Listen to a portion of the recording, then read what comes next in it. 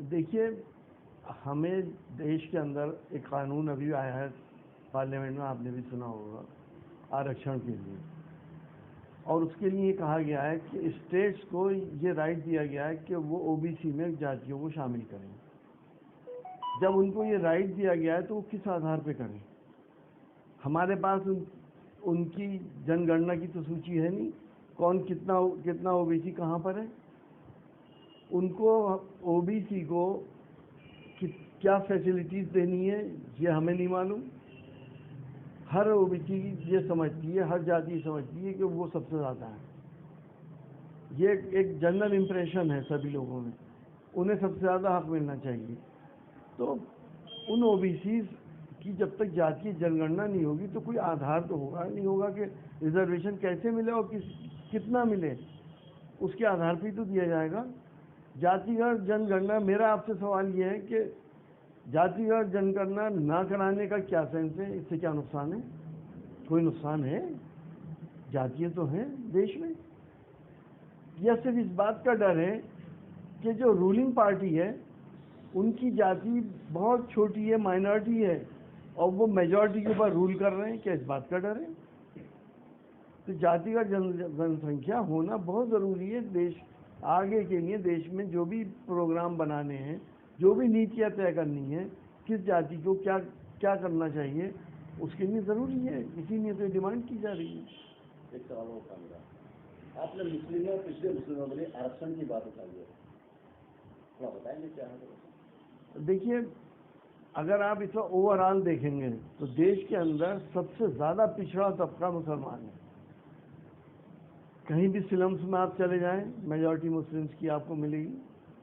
गरीबी आप देखेंगे तो मुस्लिम्स में ज़्यादा मिलेगी। इलिटरेसी आप देखेंगे तो मुस्लिम्स में ज़्यादा मिलेगी। क्या सरकारों का कानून के हिसाब से अंबेडकर जी ने जो कानून बनाया, क्या उसका ये जिम्मेदारी नहीं बनती कि जो तबका नीचे पहुंच गया है उसको दूसरे के समानांतर लेके आए, उसे ऊपर उठाएं? ये जिम्मेदारी नहीं है जिस तरह से दलितों को उठाया गया। सच्चर कमेटी की रिपोर्ट ने इस बात को साबित कर दिया है कि हिंदुस्तान का मुसलमान की हालत आज दलितों से ही बदतर है। तो उसको ऊपर लाने की कोई जिम्मेदारी नहीं है। उसमें भी सियासत होगी, उसमें भी हिंदू मुस्लिम करके वोट लिए जाएंगे। तो मेरी तो ये डिमांड है कि एज ए मुस्लिम कम्युनिटी को, टोटल मुस्लिम कम्युनिटी को बैकवर्ड डिक्लेयर करा जाए। और उसके बाद मज़हब के नाम पे आप नहीं दे रहे हैं आरक्षण, मैं भी नहीं चाहता, लेकिन जो बैकवर्ड हैं उनके नाम पे इन लोगों को उठाया जाए और इनको दूसरे के पैरेलल लाके इनको खड़ा किया जाए, तभी देश की असल मायनों में तरक्की होगी।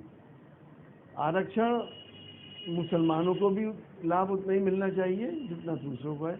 अब सवाल इस बात का है कि मुसलमान जब आरक्षण लेंगे तो 50% में दूसरे लोगों का शेयर कम हो जाएगा। तो हमारी ये डिमांड है कि ये 50% की जो कैप लगा रखी है इसको हटाइए और इसे आप 65% पे लेके जाइए, और उन गरीबों का भी भला करिए जिनको रोटी रोजी नसीब नहीं हो रही है, जो अपने बच्चों को नहीं पढ़ा पा रहे हैं, जो अपने परिजनों का इलाज नहीं करा पा रहे हैं, उन लोगों को भी इसके अंदर लेके आइए, तभी देश का भला होगा और देश आगे बढ़ेगा। पिछले एक हफ्ते से तालिबान से, अफगानिस्तान से इधर लोग आ रहे हैं, सरकार ने कोई लाइन नहीं बताई है, कोई मैसेज नहीं दिया।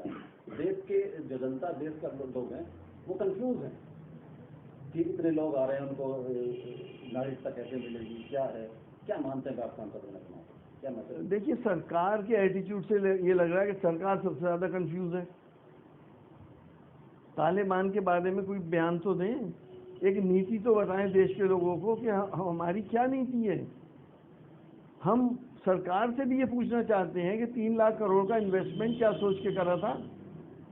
ये देश का पैसा वहाँ क्यों लगा दिया जब वहाँ पे ऐसे हालात थे? तो ना आप लोग पूछते, ना कोई और पूछता सरकार से। जब वहाँ पे इतना बड़ा पैसा हमारा फंसा हुआ है तो हम किस नीति पे काम करें? वो सरकार जब नीति तय करेगी उसी हिसाब से काम करा जाएगा। तालिबान के मामलात में स्पष्ट नीति होनी चाहिए। जम्मू में नेशनल कॉन्फ्रेंस है, नेशनल हुर्रियत कॉन्फ्रेंस है, उसके ऊपर आरोप है सरकार का कि जो एमबीबीएस के छात्र थे उनके ऊपर वो 15 लाख रुपए का कमीशन खाते थे और उनको बैन करने की सरकार चाह रही सोच रही है, बैन किया जाएगा। देखिए, हुर्रियत कॉन्फ्रेंस कोई टेररिस्ट जमात तो है नहीं, ना सरकार ने डिक्लेयर करा है इसको अभी तक।